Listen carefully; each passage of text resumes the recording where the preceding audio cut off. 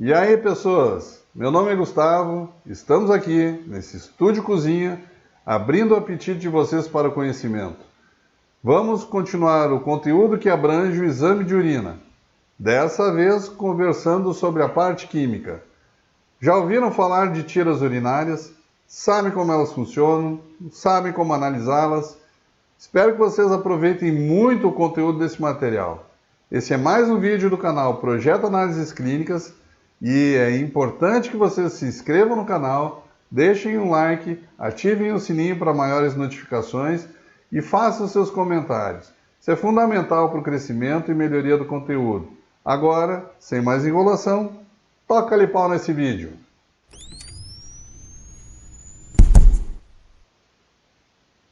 As tiras reativas. O exame de urina do tipo 1 ou exame de rotina mudou muito desde que as tiras urinárias começaram a ser empregadas para análise bioquímica. Atualmente elas são meio simples e rápido de realizar 10 ou mais análises bioquímicas clinicamente importantes. Entre elas, pH, proteína, glicose, cetonas, sangue, bilirrubina, urobilinogênio, nitrito, densidade e leucócitos.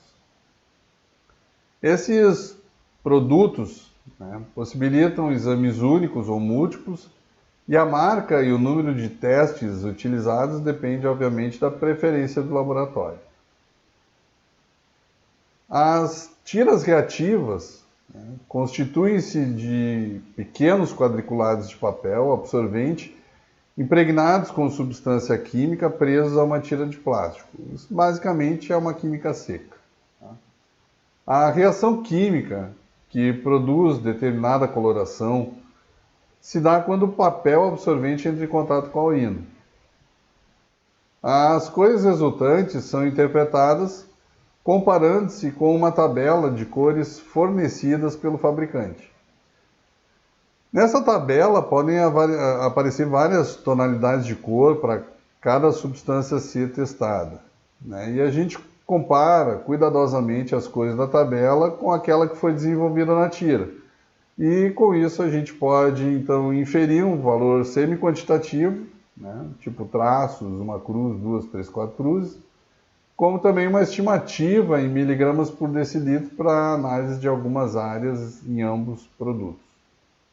Como, por exemplo, glicose, que pode ser em cruzes e pode ser em miligramas por decilitro. A técnica de emprego dessa tira reativa, como é que é a metodologia? Como é que a gente faz para utilizar essa tira reativa? Pelo amor de Deus, não cortem a tira ao meio. Não façam isso. Usem a tira do jeito como ela veio no frasco.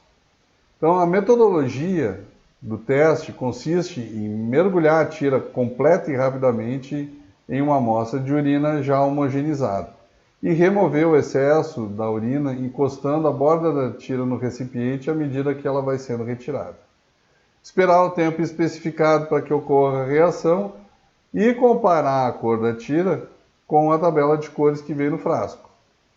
Então, recomenda-se manter a tira numa posição horizontal quando se faz essa comparação com a tabela de cores. O tempo necessário para que ocorra a reação, ou que essa reação seja adequada segundo o fabricante, pode ir de uma reação imediata do pH até uns 120 segundos para os leucócitos. E para se obter melhores resultados semi-quantitativos, obviamente o tempo deve ser uma questão a ser observada. Quando não for possível, então, analisar o tempo com uma maior precisão, o que se recomenda é que as reações sejam lidas a partir dos 60 segundos, mas nunca depois dos 2 minutos. Sendo que essa última leitura, dos 2 minutos, é a dos leucócitos. Outro detalhe extremamente fundamental para uma boa leitura é uma boa iluminação. Uma luz boa ou uma luz solar adequada entrando no local onde a gente vai fazer a leitura é obviamente extremamente importante. De preferência uma lâmpada boa, né? Porque a luz solar, se o dia estiver nublado, né, já ralou com tudo. Tá? E embora isso a gente trata como um procedimento simples, né? O uso incorreto dessa técnica, obviamente, pode provocar erro. Né? Caso a tira seja mergulhada por muito tempo, pode ocorrer uma coisa que a gente chama de lavagem do reagente, ou seja, o reagente que estava na tira passa para a urina, né? E basicamente não dá alteração na tira urinária. Do mesmo modo, se a urina ficar em excesso na tira após a remoção, tá? Pode ocorrer a passagem de uma substância química de um quadriculado para o outro, né? E dar distorção então nas cores. Vamos falar da armazenagem dessas tiras reagentes. Elas devem ser protegidas da deterioração causada pela umidade, por substâncias químicas voláteis, pelo calor e pela luz. Todas as marcas vêm embaladas em recipientes opacos com dessecante. E quando não estão em uso, esses frascos têm que estar muito bem fechados e guardados num ambiente fresco. Todos os frascos vêm também etiquetados com prazo de validade, o que vai representar a vida útil dessas tiras. Essa data deve ser respeitada mesmo que não haja deterioração da vida dos reagentes. Ou seja, passou do prazo de validade, tiras no lixo. Ah, mas sobrou tira reagente. Não faz mal, tira no lixo. Elas não são caras, não é isso que vai encarecer demais o produto e usar mais uma vez a tira, né? Mais de uma tira por paciente. Os frascos que ficarem abertos durante 6 meses, eles também devem ser descartados independente do prazo de validade, porque mesmo que tenha um dessecante lá dentro, ele pode já não ser capaz de segurar mais nada de umidade e dar problema na tira.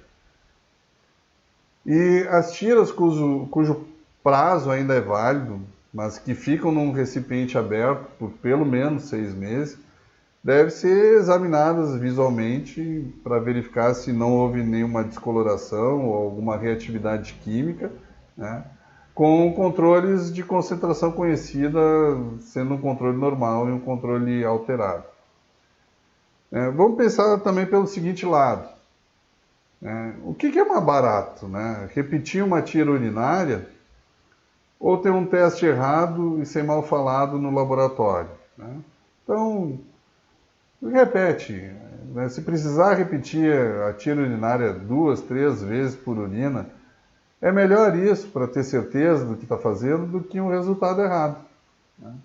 E já que a gente estava falando de controle de qualidade das tiras reativas, a gente também pode lembrar que o controle de qualidade é tão importante na uroanálise quanto em todos os outros setores do laboratório e não deve ser negligenciado. Os analistas clínicos, os bioquímicos, biomédicos, devem testar as tiras dos frascos abertos com controles positivos e negativos, comparar com o valor e registrar. E também deve fazer isso toda vez que um novo recipiente for aberto ou recipientes de lotes diferentes forem abertos. Tá? Os resultados que não estiverem de acordo com os valores do controle de qualidade, obviamente, tem que ser reanalisado com outra tira ou até mesmo outros controles. A demonstração de que as tiras são quimicamente aceitáveis também não exclui a possibilidade de uma imprecisão nos resultados. A presença de substâncias que interferem na urina, a negligência técnica e um daltonismo de um analista também pode produzir erro. Os fabricantes de tira urinária publicam informações referentes às limitações de suas reações químicas, para quais os analistas devem estar muito atentos, né? Normalmente essas publicações estão na bula, né? Então a leitura da bula vai dar informação importante sobre principalmente interferentes, né, que podem acontecer. E como a gente está falando de interferência, né, um dos principais interferentes é o mascaramento das reações pelo pigmento laranja, que pode estar presente na urina de pessoas que estão tomando compostos derivados da piridina, né, o pirídeo. Ou então fazem uso do azul de metileno, né, que também deixa a urina com uma cor azulada ou azul esverdeado. Se os analistas clínicos não reconhecerem a presença desse pigmento, né, muitos resultados podem ser registrados de forma incorreta. Né. E também a gente deve saber que outros métodos podem ser utilizados e deve ficar à disposição para confirmar, né, caso algum princípio químico diferente tenha que ser testado. Por exemplo, a tira reativa mostrou muita proteína. Existe algum outro método químico que possa ser utilizado para que a gente determine, né, essa quantidade grande de proteína na urina? Sim, existem métodos diferentes da tira, então, né, a gente pode utilizar eles. Tá? Então, a confiabilidade química desses métodos também deve ser verificado com usos positivos, de controles positivos e negativos. Não é só porque é um método diferente que a gente não vai fazer o controle também desses métodos, como a precipitação da proteína por ácido sulfossalicílico, né, ou o teste da glicemia na proteína, da glicosúria, desculpe, na proteína. Bom, vamos falar do pH, tá?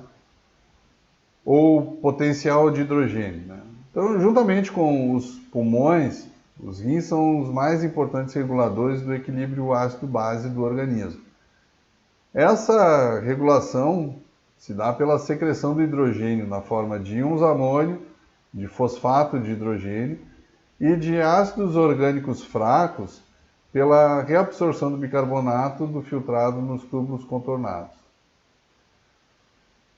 Embora um indivíduo sadio geralmente produza a primeira urina da manhã com pH ligeiramente ácido, em torno de 5 e 6, o pH normal das outras amostras do dia pode variar de 4,5 a 8. Consequentemente, não existe valor normal para pH.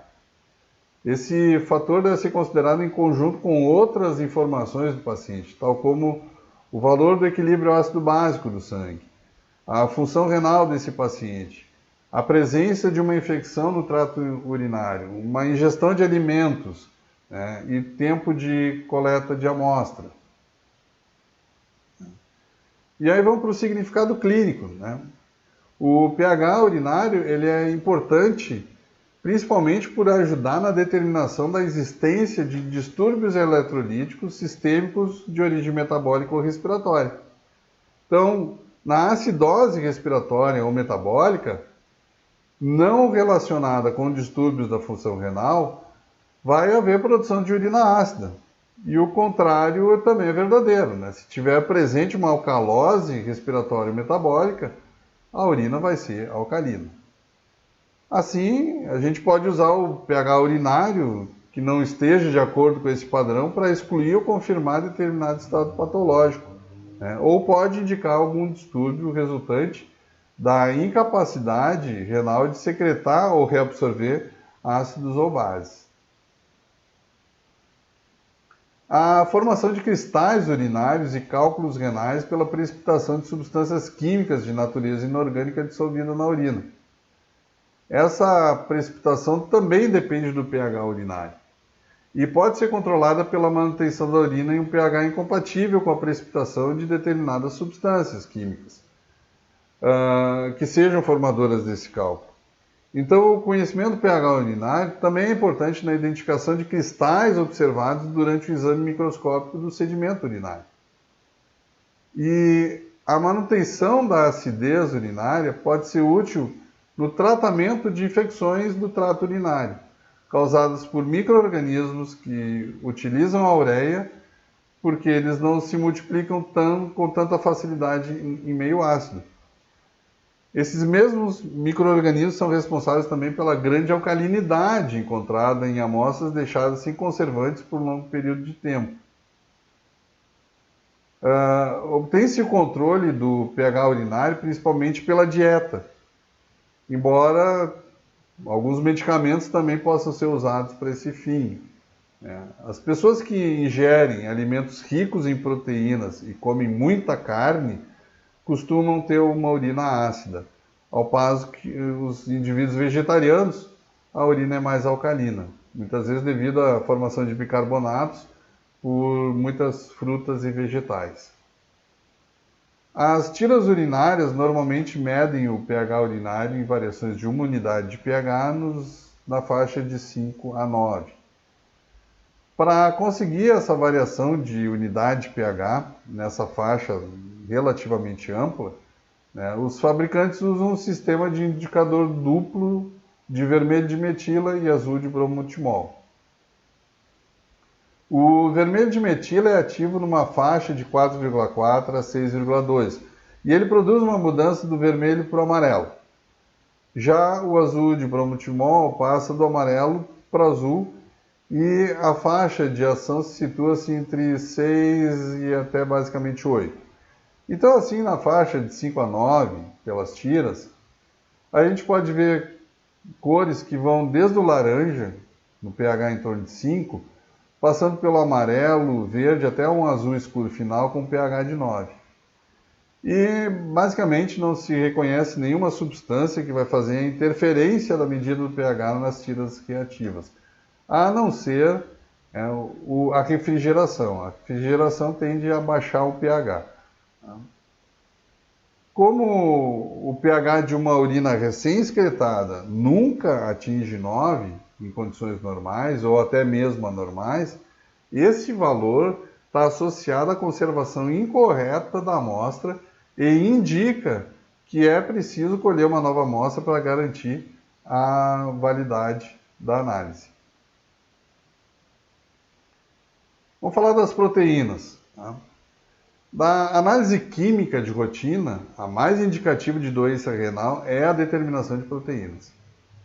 A presença de proteinúria muitas vezes está associada a doenças renais incipientes, o que torna essa análise muito importante como parte do exame físico.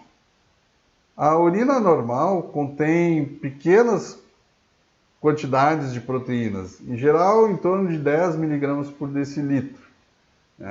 Essa excreção consiste principalmente de proteínas séricas de baixo peso molecular, filtradas seletivamente pelos glomérulos, e proteínas também produzidas no trato urogenital. Então, devido ao baixo peso molecular, a albumina é a principal proteína sérica encontrada numa urina normal. Contudo, mesmo quando presente em grande concentração no plasma, a quantidade normal de albumina na urina é pequena, porque nem toda a albumina que vai para os glomérulos é filtrada, e grande parte dessa proteína filtrada é reabsorvida pelos túbulos. Também estão presentes pequenas quantidades de microglobulinas séricas e tubulares, e a proteína de Tamm-Horsfall, que é uma proteína produzida nos túbulos. Também a gente tem proteínas provenientes de secreção prostáticas, seminais e vaginais. Como significado clínico, a presença de proteínas no exame de rotina, no exame de urina de rotina, nem sempre significa uma doença renal. Contudo, a sua presença realmente exige que sejam feitas outras análises para determinar se essa proteína realmente representa uma condição normal ou patológica. As principais causas de proteinúria, a gente poderia dizer que são a lesão à membrana glomerular, distúrbios que afetam a reabsorção tubular das proteínas filtradas, aumentos dos níveis séricos de proteínas de baixo peso molecular. Quando a membrana glomerular está lesada, a filtração seletiva fica prejudicada e grandes quantidades de albumina sérica e globulina passam através dessa membrana e vão ser excretadas na urina. Um dos principais exemplos de proteinúria devido ao aumento dos níveis séricos de proteína é a excreção da proteína de Bense Jones por pessoas com mieloma múltiplo. Ela leva esse nome devido ao médico Henry Bense Jones, Muitas vezes as pessoas pensam que Bense Jones tem hífen e seriam duas pessoas que descobriram. Não tem nada a ver, é uma única pessoa, Henry Bense Jones, que em 1847 descreveu uma proteína do tipo globulina encontrada no sangue e urina, sugestiva de mieloma múltiplo ou macroglobulinemia de Waldenström. Quando se suspeita da presença da proteína de Bense Jones, a gente pode fazer um teste seletivo que utiliza as propriedades de solubilidade características dessa proteína. Então, diferente de outras proteínas que coagulam assim que permanecem expostas ao calor, a proteína de Bense Jones coagula numa temperatura em torno de 40 a 60 graus e volta a se dissolver quando a temperatura atinge próximo dos 100 graus. O que ocorre também é que à medida que a temperatura volta a baixar, quando chegar próximo dos 60 a 40 graus, ela volta a coagular. Tá? Bom, nem todas as pessoas que têm mieloma múltiplo produzem quantidades detectáveis da Bense Jones na urina. E tem despertado muito interesse à medida também das pequenas, mas constantes quantidades de albumina, né, que são excretadas pelos diabéticos.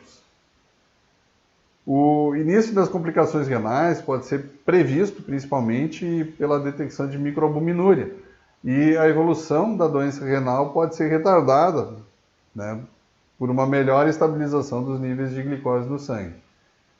Existem muitos métodos imunológicos para determinar a microalbuminúria que detectam quantidades tão pequenas como menos de 30 mg por decilitro. A proteinúria benigna geralmente é transitória e ela pode ser produzida por exposição ao frio, um exercício vigoroso e muito tempo na posição ortostática. Ela vai tender a desaparecer quando essas causas forem removidas. Então, certos indicadores mudam de cor na presença ou ausência de proteínas, embora o pH permaneça constante. A área para determinação de proteínas na tira contém o azul de tetrabromofenol e um tampão de ácidos para manter o pH em nível constante. Quando o nível do pH é 3, o indicador fica amarelo na ausência de proteínas. Embora, à medida que a concentração da proteína aumenta, a cor passa por várias tonalidades de verde, ficando um verde azulado no fim. A leitura geralmente é registrada como negativo, traços, uma, duas ou três cruzes. Porém, os fabricantes também muitas vezes colocam um valor semi-quantitativo em miligramas por decilitro, correspondente a cada mudança de cor. A maioria dos laboratórios confirma todos os resultados positivos ou duvidosos para proteínas com métodos térmicos ou de precipitação por ácidos. O teste de precipitação, atualmente os laboratórios usam bastante o ácido sulfossalicílico e a quantidade de precipitação produzida também pode ser medida visualmente, né, ou fazer uma análise espectrofotométrica com uma escala, né, para até poder quantificar a quantidade de proteínas. A glicose. Então, devido à sua utilidade na detecção e controle do diabetes mellitus, o teste de glicosúria é análise bioquímica realizada com mais frequência na urina. O diagnóstico precoce do diabetes mellitus, através do exame de glicosúria e glicemia, fazem com que o prognóstico dessa doença melhore bastante. Em relação ao significado clínico, a gente sabe que em circunstâncias normais, quase toda a glicose filtrada pelos glomérulos é reabsorvida no túbulo contornado proximal. E por isso a urina contém quantidades mínimas de glicose. Essa reabsorção tubular da glicose é feita por um transporte ativo em resposta às necessidades do organismo para manter uma concentração adequada e constante de glicose. Se os níveis da glicose ficarem elevados, como ocorre no diabetes, o transporte tubular dessa substância cessa e ela começa a aparecer na urina. E isso a gente chama de limiar renal, né? Então, quando o nível sanguíneo começa a ficar muito alto e cessa a reabsorção tubular, a gente tem um limiar renal. A partir desse momento, ele não é mais capaz de reabsorver o elemento. E, no caso, a glicose começa a passar para a urina. Para a glicose, esse limiar renal é em torno de 160 a 180 mg por decilitro. O que a gente deve ter em mente é que os níveis de glicose no sangue oscilam, e que a pessoa normal pode ter uma glicosúria após uma refeição com alto teor de glicose. Portanto, os resultados mais informativos são os obtidos a partir de amostras colhidas em condições controladas. E a gente recomenda, então, que o indivíduo faça um jejum antes da coleta para os testes seletivos, ou para monitorar o diabetes, as amostras são geralmente colhidas 2 horas após as refeições, como se fosse uma coleta pós-prandial. Coleta antes da refeição e 2 horas após a refeição. Bom, as tiras reativas vão empregar um método da glicose oxidase, impregnando a área teste com uma mistura de glicose oxidase, peroxidase, um cromogênio e um tampão para produzir uma reação enzimática sequencial dupla. No primeiro momento, a glicose oxidase vai catalisar a reação entre a glicose, presente ou não na urina, e o ar ambiente para produzir ácido glicônico e peróxido. Em seguida, a peroxidase catalisa a reação entre o peróxido e o cromogênio, para formar um composto colorido oxidado que revela a presença de glicose. E essa glicose vai ser registrada como traço negativo, traços, 1, 2, 3 ou 4 cruzes. E as tabelas às vezes também têm uma medida quantitativa que vai dos 50 mg até 1 mg, ou em alguns casos também algumas tiras de 100 mg até 2 mg, 2.000 mg. As substâncias interferentes. Bom, podem ocorrer alguns falsos positivos se os recipientes forem contaminados com algum tipo de peróxido ou com algum detergente oxidante forte. Outras substâncias que interferem também nas reações enzimáticas ou nos agentes redutores, que podem impedir a oxidação do cromogênio, vão produzir então os resultados falsos negativos. E aí a gente pode ter como essas substâncias o ácido ascórbico, o ácido 5-hidroxiindol acético, o ácido homogentísico, a aspirina e a levodopa. As cetonas. Bom, o termo cetona, o termo químico cetona, vai, nesse caso, englobar 3 produtos intermediários do metabolismo das gorduras, que são a acetona, o ácido acetoacético e o ácido beta-hidroxibutírico. Normalmente, eles não aparecem em quantidades mensuráveis de cetona na urina, pois toda a gordura metabolizada é completamente degradada em dióxido de carbono e água. Porém, quando o uso dos carboidratos como principal fonte de energia fica comprometido e os estoques de gordura precisam ser metabolizados para o suprimento de energia, pode-se detectar acetona na urina. As razões clínicas para esse aumento do metabolismo de gordura são a incapacidade de metabolizar carboidratos, como ocorre no diabetes mellitus, ou o aumento de perda de carboidratos por vômito, e ainda uma ingestão insuficiente de carboidratos associada a uma carência alimentar e redução de peso. Que significado clínico existem para cetonas? Os testes de detecção de cetonúria são os mais úteis para o acompanhamento e monitorização do diabetes mellitus. O aumento excessivo de cetonas no sangue provoca um desequilíbrio eletrolítico e uma desidratação, que, se não for corrigido, vai gerar uma acidose e, finalmente, um coma diabético. Uma aplicação prática da cetonúria produzida por carência alimentar pode ser usada nas clínicas especializadas em obesidade para determinar se o paciente submetido a dietas em proteínas ou jejum andar comendo escondido. Os testes com tiras reativas usam um reagente ou a reação do nitroprussiato de sódio, que é o nitroferrocianeto, para medir cetonas.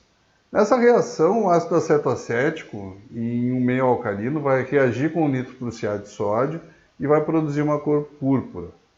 Esse teste não mede o ácido beta-hidroxibutírico e é ligeiramente sensível à acetona. Contudo, uma vez que esses dois compostos, a acetona e o ácido beta-hidroxibutírico, são derivados do ácido acetoacético, a sua presença pode ser pressuposta, né? Então não é necessário fazer outros testes específicos. E os resultados vão ser registrados como negativo, uma ou duas ou três cruzes. A reação do nitroprussiato está sujeita a uma interferência mínima externa. A presença de levodopa em grande concentração pode provocar reações falso-positivas. E as amostras colhidas após procedimentos diagnósticos que empregam um corante à base de ftaleína também podem produzir uma cor vermelha que interfere no meio alcalino do teste. E a presença de fenilcetonas também na urina pode distorcer um pouquinho a reação da cor. O outro campo da tira reativa que a gente vai falar, próximo agora, vai ser o sangue. O sangue pode estar presente na urina na forma de hemácias íntegras, né, que é a hematúria, ou de hemoglobina, que é um produto da destruição das hemácias, né, que vai ser a hemoglobinúria. O sangue presente em quantidades, em grande quantidade, ele muitas vezes é detectado a olho nu. A hematúria vai produzir uma urina vermelha e opaca, e a hemoglobinúria, uma urina vermelha e transparente. Em alguns casos, ela pode ser um vermelho puxando para o marrom, quando a hemoglobina já começa a oxidar. Qualquer quantidade de sangue superior a 5 células por microlitro na urina pode ser considerado clinicamente importante, então isso não dispensa o exame microscópico do sedimento urinário. E como significado clínico, a gente sabe que o achado de hematúria ou de hemoglobinúria sempre deve ser considerado de grande importância clínica, pois ele pode estar associado a inúmeros quadros patológicos.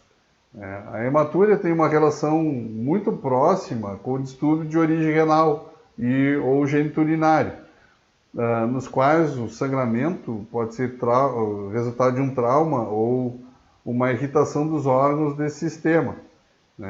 Uma das principais causas de hematúria que a gente tem é o cálculo renal, ou talvez até uma glomerulonefrite, tumores de bexiga, trauma, pielonefrite, a exposição também a produtos químicos tóxicos ou alguns medicamentos. Frequentemente se solicita o exame de urina ao laboratório quando se suspeita que o paciente tenha um quadro de hematúria, e devido a uma dor intensa, por causa de cálculo renal. Então, o achado dessa hematúria vai ser basicamente essencial para o diagnóstico. A hemoglobina, ela pode ocorrer como resultado de lise das hemácias, produzidas no trato urinário, ou pode ser causada por uma hemólise intravascular, subsequente filtração dessa hemoglobina pelos glomérulos. A lise das hemácias na urina geralmente apresenta uma mistura de hemoglobinúria e hematúria, ao passo que, no caso da hemólise intravascular, a gente não vai ter hemácia, somente hemoglobina.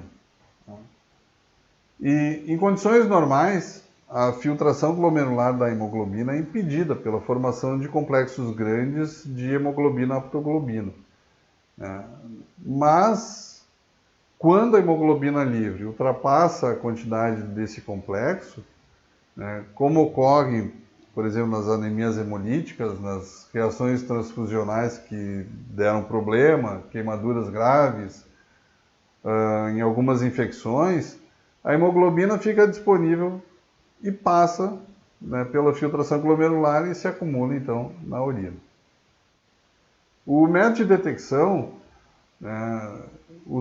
se utiliza basicamente a atividade de pseudoperoxidase da hemoglobina para catalisar uma reação entre o peróxido de hidrogênio e um cromógeno que, na maioria das vezes, é a tetrametilbenzidina, para produzir um cromogênio oxidado que tem uma coloração verde azulada, ou azul esverdeada, como se vocês preferirem. São fornecidas, então, duas tabelas de cores, que correspondem às reações que ocorrem na hemoglobinúria ou na hematúria. A presença de hemoglobina livre vai aparecer uma cor uniforme, que varia do amarelo, quando negativo, passando do verde, chegando ao azul, no fortemente positivo. Em contraposição, as hemácias íntegras vão ser lisadas quando entrarem em contato com a área da tira, que determina a presença ou não do sangue, e vão liberar hemoglobina. E essa reação vai formar pequenas manchas. Em relação aos interferentes, a presença de elevados níveis do vilão ácido ascórbico pode produzir resultados falsos negativos, como ocorre quando há uma quantidade excessiva de nitrito urinário associada a infecções graves do trato urinário. A sensibilidade do teste também pode ser reduzida pelo aumento da densidade e níveis elevados de proteína. Outro caso é o pH urinário abaixo de 5. Ele pode inibir a hemólise das células na área reagente, produzindo um resultado falso negativo. E a gente também pode ter resultados falso positivos, que podem ser causados pela peroxidase de vegetais, ou de enzimas bacterianas, ou inclusive pela peroxidase da Escherichia coli. Então, logo, os sedimentos que contêm bactérias devem ser verificados com cuidado, para a detecção de possíveis hemácias. Bilirrubinas. O aparecimento de bilirrubina na urina é a primeira indicação de uma hepatopatia, sendo muitas vezes detectada bem antes do desenvolvimento da icterícia. A presença de bilirrubina permite a detecção precoce de uma hepatite, de uma cirrose, de uma doença da vesícula biliar. E, obviamente, é incluída em todos os exames de urina de rotina. Em relação ao significado clínico, a gente sabe que a bilirrubina conjugada aparece na urina quando o seu ciclo normal de degradação é interrompido pela obstrução do ducto biliar ou quando o fígado foi lesado, permitindo seu extravasamento para a circulação. O teste da tira é o diazo-reagente, a diazo-reação, basicamente o mesmo teste de bioquímica líquida. Os testes de rotina para detecção de bilirrubina com tiras reativas utilizam esse diazo-reagente. Ou seja, a bilirrubina ela se combina com o sal de diazônio 2,4 de cloranila ou o 2,6 de clorobenzeno de azônio tetrafluoroborato num meio ácido para produzir cores que variam de um rosa a um violeta. E os resultados qualitativos vão ser registrados como negativo, uma ou duas outras cruzes. As reações dessa tira para a bilirrubina são muitas vezes difíceis de interpretar porque elas podem ser influenciadas por outro pigmento presente na urina. Então, mesmo a gente deve levar em consideração que a mínima alteração de cor pode ser significativa, e pode indicar uma anormalidade. Existem algumas interferências, e a concentração elevada, de novo, do vilão ácido ascórbico e do nitrito reduz a sensibilidade do teste. Urobilinogênio. Quem é esse cara, O urobilinogênio é um pigmento biliar resultante da degradação da hemoglobina e é produzido no intestino a partir da redução da bilirrubina pelas bactérias intestinais. Aproximadamente metade do urobilinogênio é reabsorvido no intestino, indo para o sangue, onde ele circula e volta para o fígado, sendo excretado de volta para o intestino pelo ducto biliar. O urobilinogênio que fica no intestino é excretado nas fezes, onde ele sofre uma oxidação, se converte em urobilina e essa urobilina é o pigmento responsável pela cor marrom das fezes. Porém, O urobilinogênio aparece na urina porque quando ele circula no sangue a caminho do fígado, em algum momento ele vai passar pelos rins e vai ser filtrado pelos glomérulos. Dessa forma, normalmente se encontra uma pequena quantidade de urobilinogênio na urina, que é em menos de 1 miligrama por decilitro ou em torno de 1 unidade EBIT.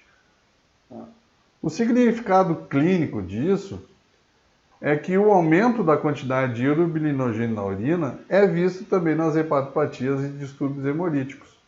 Ele comprova basicamente também a bilirrubina.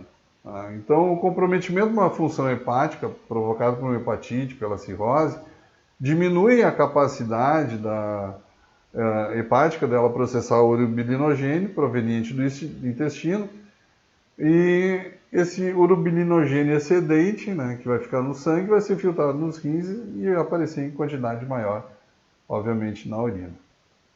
O teste da tira reativa e as interferências que podem ocorrer é o seguinte: o teste para detecção usa o 4-metoxibenzeno de ozônio tetrafluoroborato e as cores vão variar do rosa ao vermelho. E pode ocorrer resultados falsos negativos quando tiver grande quantidade de nitrito, ou se a urina for muito pigmentada. Então as reações também podem perder uma certa nitidez. Em relação ao nitrito, é a degradação do nitrato por ação bacteriana como indicativo de infecção urinária. E o significado clínico, a gente vê que o teste com a tira reativa para o nitrito possibilita uma triagem rápida para a detecção de infecção do trato urinário. É lógico que essa triagem não pretende substituir a cultura da urina como o principal teste para o diagnóstico e controle da infecção bacteriana, mas ele ajuda bastante. Então, a gente acredita que a maioria das infecções do trato urinário começa na bexiga, como resultado, muitas vezes, de uma contaminação externa, e que, se não for tratado, vai progredir para porções superiores do sistema renal, chegando até os tubos, a pelve renal e os rins. Portanto, o teste de nitrito é bem útil na detecção de uma infecção inicial de bexiga, uma cistite.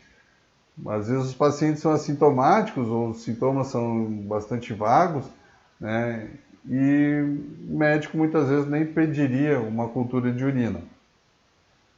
A pielonefrite é um processo inflamatório dos rins da pelve renal adjacente, complicação também muito frequente da cistite não tratada e que pode levar à lesão dos tecidos renais, com um comprometimento da função renal. O paciente pode ser hipertenso e até mesmo ter uma septicemia. Portanto, a detecção da bacteriúria através de um teste de triagem como nitrito e subsequente antibiótico terapia pode muitas vezes evitar essas complicações mais sérias. A base química do teste de nitrito é a capacidade que tem certas bactérias de reduzir o nitrato, que é um constituinte normal da urina, em nitrito, que normalmente não tem. O nitrito ele é detectado pela reação de Grace, no qual o nitrito reage em pH ácido com uma amina aromática para formar um composto de diazônio, que em seguida reage com um elemento chamado 3-hidroxi-1,2,3,4 tetraidrobenzil H-quinolina e vai produzir uma coloração rosa. Embora possam ser produzidos diferentes tons de rosa, nesse caso não são diferentes tons de cinza, a prova não mede o grau de bacteriúria e qualquer um desses tons é considerado representativo de uma quantidade clinicamente significativa de bactérias. Interferências, é lógico que vai ter. Há vários fatores importantes que influenciam a confiabilidade do teste de nitrito. Não são todas as bactérias capazes de reduzir nitrato ao nitrito, embora as bactérias gram-negativas, na maioria das vezes, sejam as responsáveis pelas infecções urinárias. Contudo, há um número significativo de infecções causadas por leveduras, bactérias gram-positivas não redutoras do nitrato E a presença desses organismos não é detectada pelo teste do nitrito. As bactérias capazes de reduzir o nitrato também devem ficar em contato com o nitrato urinário por tempo suficiente para poder gerar o nitrito. Portanto, recomenda-se que todos os testes de nitrito sejam feitos com a urina da manhã, a primeira urina da manhã. Assim, a urina ficou na bexiga por várias horas, e houve então um tempo dessa redução do nitrato para nitrito por questão bacteriana. Outras fontes do resultado falso negativo são, de novo, a presença do grande vilão, que a gente já falou algumas vezes, o ácido ascórbico. Inibição do metabolismo bacteriano por antibióticos e redução do nitrito em nitrogênio não detectável. O que pode ocorrer quando o número de bactérias presentes também é bastante grande. Também se obtém algum resultado falso positivo se o teste do nitrito não for feito com a amostra recentemente colhida, já que a multiplicação das bactérias contaminantes, com o tempo, vai produzir uma quantidade mensurável de nitrito. A densidade. A adição dessa área específica para o teste de densidade nas tiras urinárias realmente eliminou uma etapa bastante demorada no exame de urina, que era medir pelo urodensímetro ou pelo refratômetro.